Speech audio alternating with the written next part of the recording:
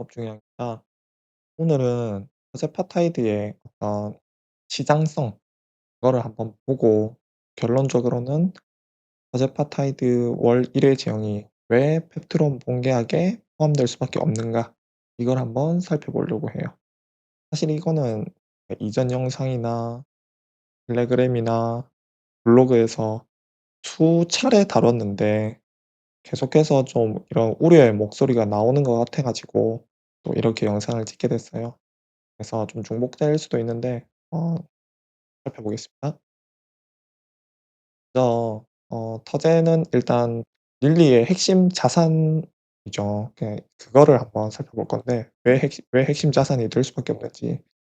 지금 터제가 26년 1 분기에 19.2조 원을 팔았거든요. 진짜 대단한 판매량인데 이게 얼마나 대단하냐면은 고작 출시 4년 차예요. 2023 년에 처음 나와 가지고 지금 벌써 전 세계 판매량 1 위에 1 위를 그냥 찍어 버렸거든요. 거의 2배 차이로.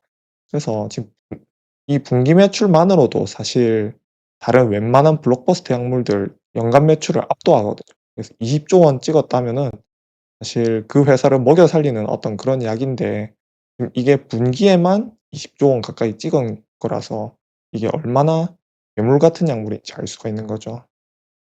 그래서 이게 19조 원 이 가격 이 분기 매출도 진짜 대단한데 성장세도 진짜 대단해요. 이게 연 성장세가 108% 예요. 그러니까 2배 찍은 거죠. 그러니까 1년 전에는 9조 원이었는데 올해 19.2조 원을 찍은 거니깐요. 그래서 이게 성장률이 꺾인 약물이 아니라 이제 계속해서 고성장하고 있는 약물이다. 여전히 폭발적으로 커지고 있다.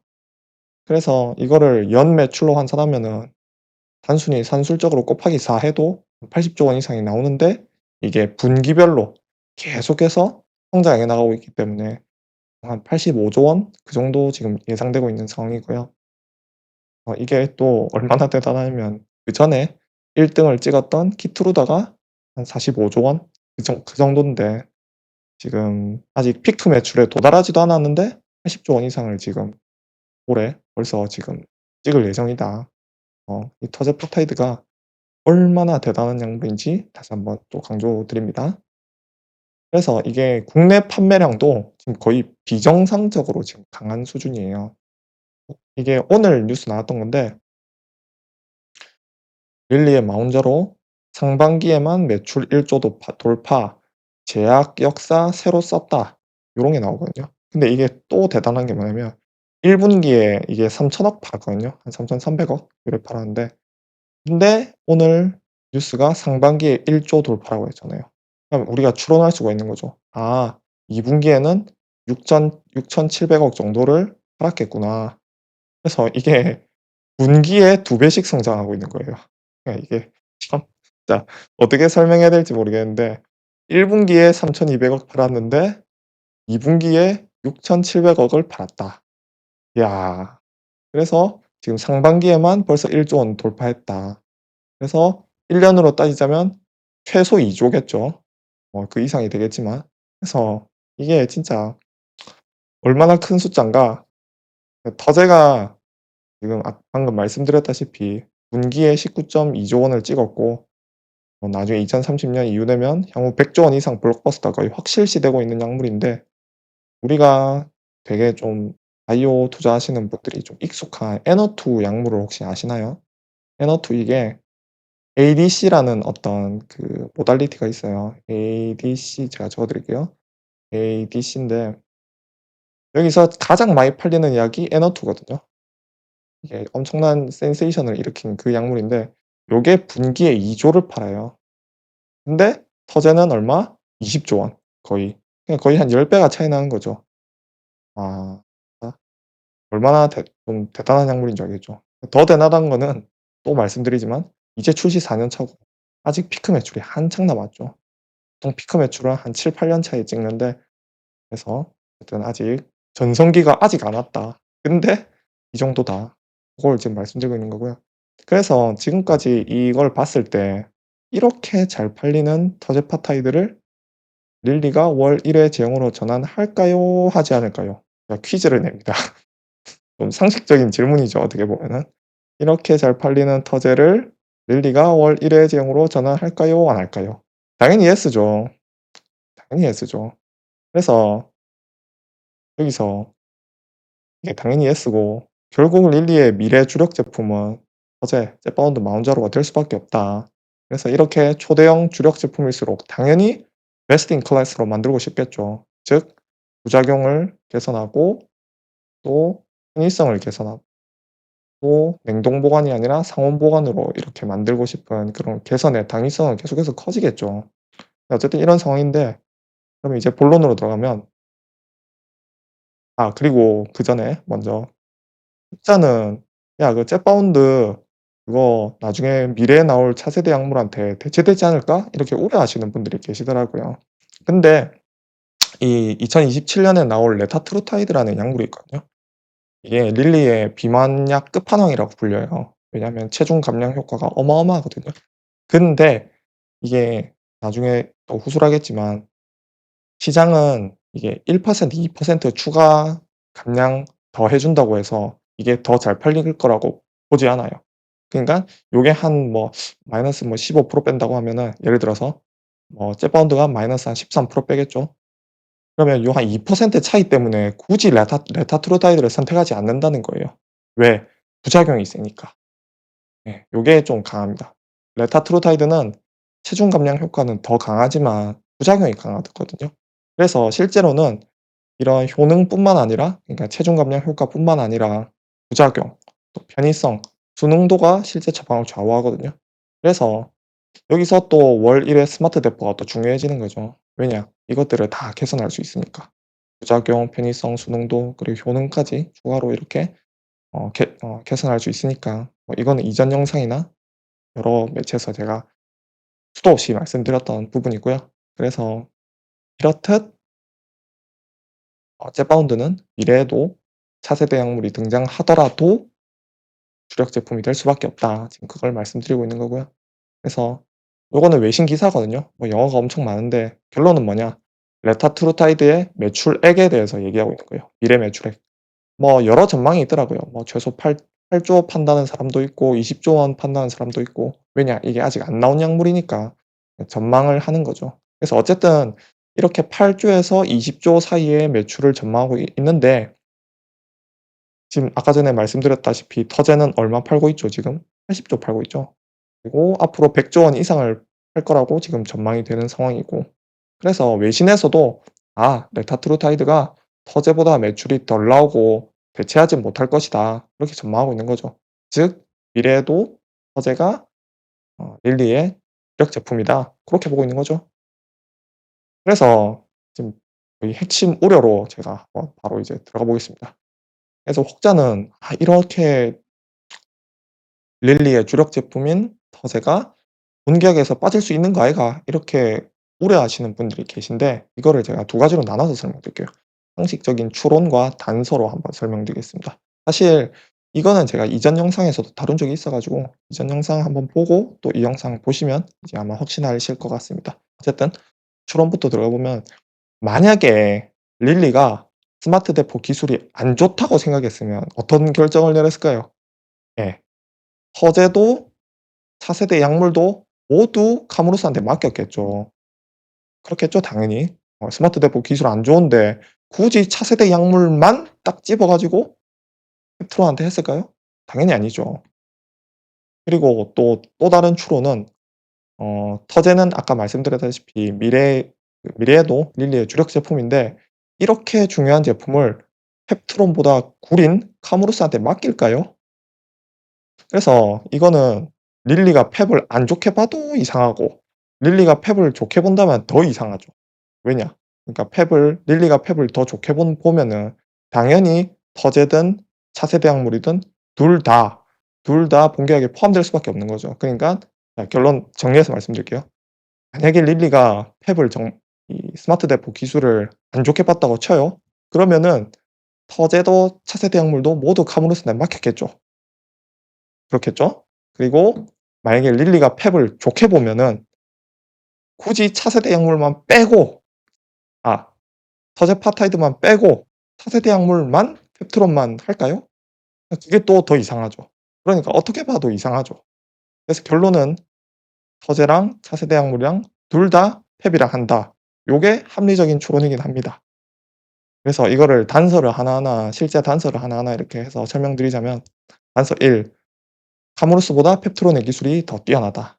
요거는 제가 항상 말씀드리지만 평탄한 PK, 부작용, 타이트레이션 그리고 505 B2 트랙의 모든 측면에서 그리고 주사 바늘까지 그리고 제조 측면까지 모든 측면에서 펩트론의 기술이 더 뛰어나다. 그러므로 터제와 같은 핵심 자산은 더 좋은 제형의 기술을 선택해야 되기 때문에 당연히 펩트론을 선택할 수밖에 없습니다. 예, 요게 단서 첫 번째고 그리고 단서 두 번째는 뭐냐면 2023 년에 이거 저번 영상에서 다뤘어요. 2023 년에 PT404 MTA를 체결했잖아요. 그래서 요게 마음에 들어 가지고 2024년 10월 릴리의 펩타이드 물질들을 공동 연구 개발하는 이런 개발로 기술 평가 계약으로 이어졌죠. 근데 이게 만약에 PT404가 스마트 대포 기술이 만약에 마음에 안 들었으면은 이 기술 평가 계약으로 이어졌을까요? 그리고 이 기술 평가 계약 과정에서 스마트 대포가 만약에 별로였다면은 또 2025년 12월 추가 물질 인비보 테스트까지 갔을까요? 그래서 이거는 PT 이 터제파타이드 PT404의 스마트 대포 기술이 마음에 안 들었으면은 도저히 설명할 수 없는 부분들이거든요. 즉 T404 터제파타이드의 MTA를 체결하면서 스마트 대포 기술이 아주 마음에 들었기 때문에 이런 결정을 내렸다. 요렇게 설명할 수 있겠죠. 그리고 단서 세 번째. 이거는 얼마 전에 나왔던 회사의 공지인데요. 회사의 공지에서 뭐라 말했냐. 포럼에서 언급된 제품 하나만을 대상으로 하는 공동 연구가 아니며 언급된 제품을 포함하여 차세대 비만 당뇨 치료제 후보 물질 및 CNS를 포함한 복수의 물질에 대한 공동 연구가 진행되고 있다. 이렇게 말하고 있죠. 여기서 말하는 포럼에서 언급된 제품은 뭐죠? 네, 터제파사이드 맞습니다. 즉 터제뿐만 아니라 차세대 물질, 뭐 예를 들어서 레타트루타이드, 엘로랄린타이드가 되겠죠. 그리고 CNS, 요걸 꼭 집어 얘기하죠. 레니파타이드가 공동 연구에 포함된다는 의미잖아요. 그래서 요게 말씀드렸던 회사의 공지, 또 단서 세 번째가 되는 거고, 그리고 올해 주총에서 또 뭐라고 했죠? 올해 주총 요런 얘기를 합니다. 질문자, 지금 본계약 시기가 늦어지는 가장 큰 명목이 무엇입니까? 명목은 없습니다. 원먼스는 이미 오래전에 개발이 끝났다. 일종의 디바이스에 대한 보안이다. 여기서 보완하고 있는 사항이 크리티컬합니까? 쉽게 해결합니까? 크리티컬한 것은 없다. 원만스는 이미 보냈고 원만스가 더 경쟁력을 가지기 위한 그런 디바이스적 보완에 대한 것들을 하고 있다. 이런 얘기를 해요. 즉, 월 1회 제형은 이미 만들었고 그걸 최적화하고 있는 단계다. 즉, 오토 인젝터랑 상온 보관까지 이렇게 고려하는 그런 제형 최적화 단계를 하고 있다. 즉 베스트 오브 베스트 상품을 지금 준비 중이라는 그런 뜻이잖아요.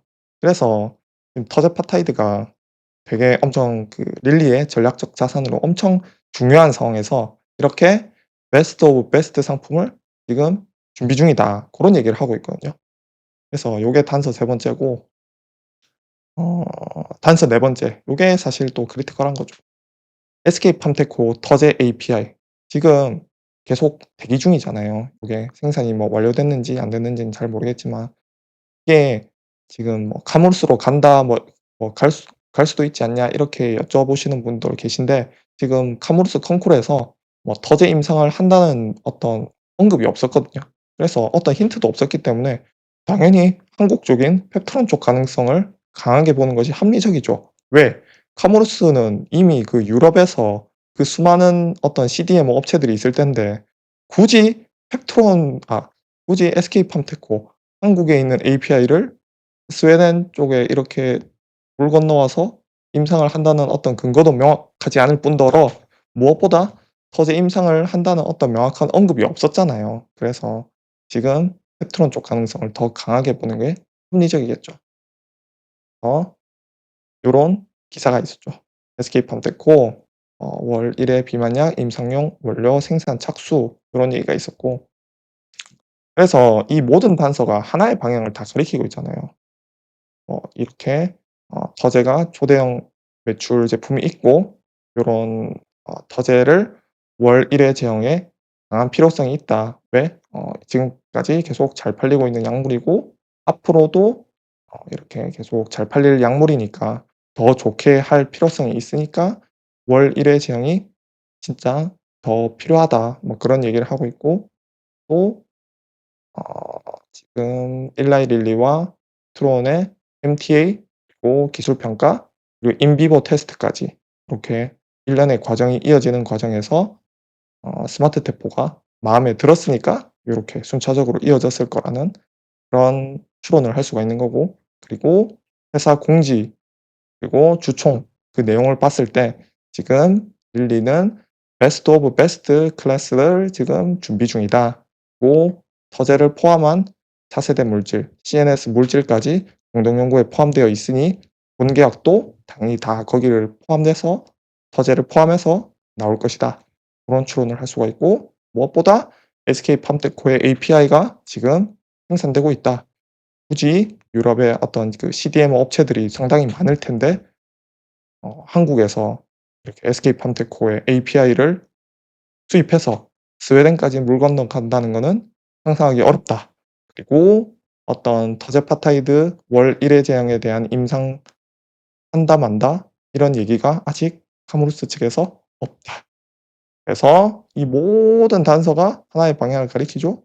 그리고 여기 포함해서 이걸로도 근거가 약하다고 생각하신다면 제 이전 영상에 또 수많은 근거들을 적어 놨으니까 또 그걸 또 참조하시면 좀 확증하지 않을까 그렇게 생각하고 있습니다. 그래서 결론은 "터제가 릴리펩트론 본계약에 포함된다." 고렇게 정리할 수 있겠습니다. 그래서 요즘에 좀 주가가 안 좋아 가지고 되게 좀 우려하시는 분들이 많으시더라고요. 그래서 사실 그분들의 마음이 이해가 안 되는 건 아닌데, 그 보면은 근거가 쪼끔 빈약한 경우가 좀 많아요. 예를 들어서 "혹시 SK팜테코 그 API가 스웨덴으로 가면 어쩌죠?" 이런 제가 논박할 수 없는 그런 질문들을 하시거든요. 왜냐하면 이거는 근거가 없잖아요. 딱히. "왜 그렇게 생각하세요?"라고 여쭤보면 할 말이 없죠. 예. 그래서 이걸 제가 비유를 들면 우리는 지금 한국행 비행기를 타고 있어요. 여권, 호화물 태그, 예약 번호, 탑승권이 모두 한국행을 가리키는데 어떤 분이 이런 질문을 해요. "비행기가 중간에 방향을 틀어 가지고 스웨덴으로 갈 수도 있지 않나요?" 이렇게 말할 수 있죠. 물론 가능성이 있죠. 근데 이 모든 그런 정황들이 한국행을 가리키고 있잖아요. 그래서 가능성을 상상하는 것과 실제 목적지를 추론하는 것은 다르다. 그래서 무엇이든 무슨 일이든 일어날 수 있다고 상상하는 것은 제가 반박이 불가능합니다. 중요한 거는 어떤 일이 왜 얼마나 높은 확률로 일어날지 근거로 설명하는 것이다. 지금 제가 전부 다 저는 근거를 들어서 설명드리고 있죠. 그래서 어쨌든 이런 상황이고, 그래서 결론은 이렇습니다. "더제는 릴리의 핵심 제품이다. 그래서 월 1회 제형은 선택이 아니라 필수다." 그리고 지금까지의 단서는 더제 포함 본계약 가능성을 전부 가리킨다. 이렇게 정리할 수 있겠습니다. 오늘은 좀 컨디션이 안 좋은지 말이 많이 꼬이네요. 네. 어쨌든 지금 주가가 많이 안 좋은데 좀 좋은 날이 오기를 간절히 바라고 있습니다. 어쨌든 이번 영상 시청해 주셔서 감사하고 부디 힘내셨으면 합니다. 감사합니다.